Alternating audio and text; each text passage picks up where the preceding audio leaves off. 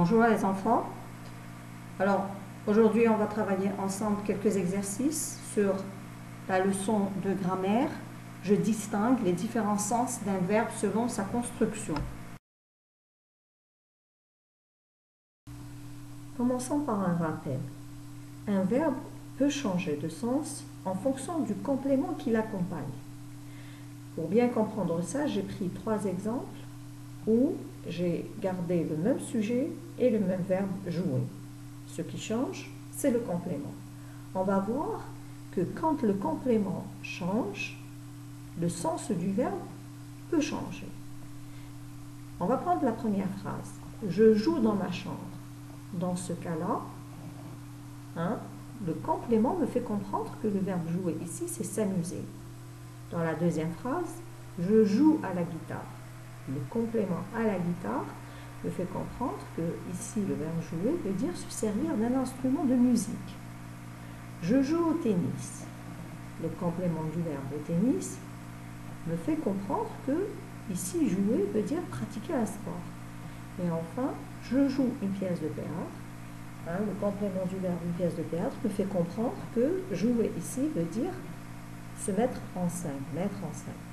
Donc, à partir de ces 4 phrases, où le sujet n'a pas changé et le verbe non plus, il n'y a que le complément du verbe qui a changé, le sens du verbe a changé en fonction de son complément.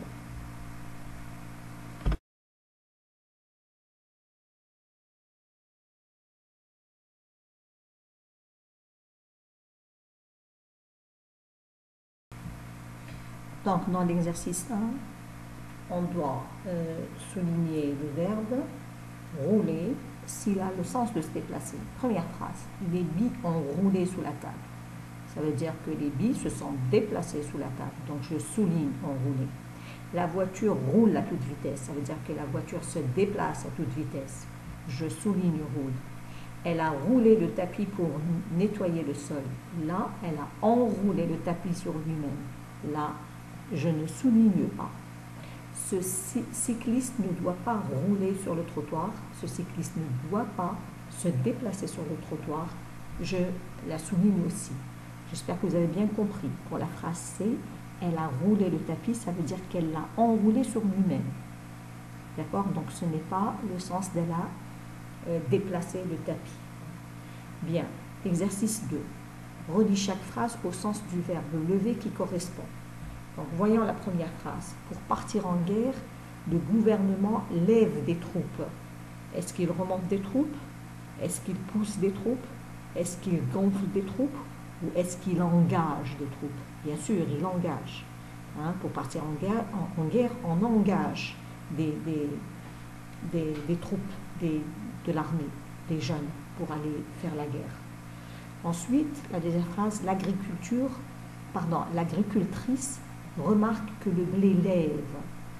Est-ce que ça veut dire que le blé remonte, ou le blé pousse, ou le blé gonfle? Bien sûr, le blé pousse.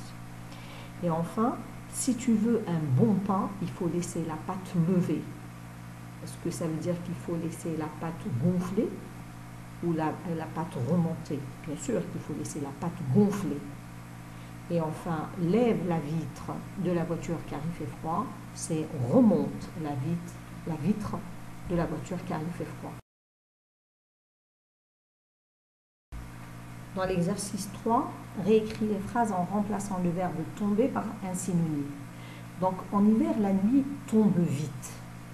Ça veut dire que la nuit, elle arrive vite. Ici, le sens de tomber, c'est arriver. Et je mets le synonyme d'un verbe, c'est un verbe, d'accord? Avec le vent, elle est tombée malade. Ça veut dire qu'avec le vent, elle est devenue malade. Il fait froid, la température est tombée. Là, ça veut dire que la température, elle a baissé. Il faut garder le temps conjugué au même temps. Il a trébuché sur une racine et est tombé dans l'eau. Là, il a trébuché sur une racine et a basculé dans l'eau. D'accord? Ou a chuté dans l'eau. D'accord? Alors, pour l'exercice 4, donc, on utilise le verbe pousser dans une phrase selon chaque définition. Donc pour la première définition, c'était bousculer et pour la deuxième, c'était grandir. Donc moi, j'ai donné des exemples, mais bien sûr, j'accepte toutes vos propositions. Donc pour bousculer, j'ai dit les enfants se poussent pour attraper le ballon. Et pour grandir, j'ai dit les plantes poussent au printemps.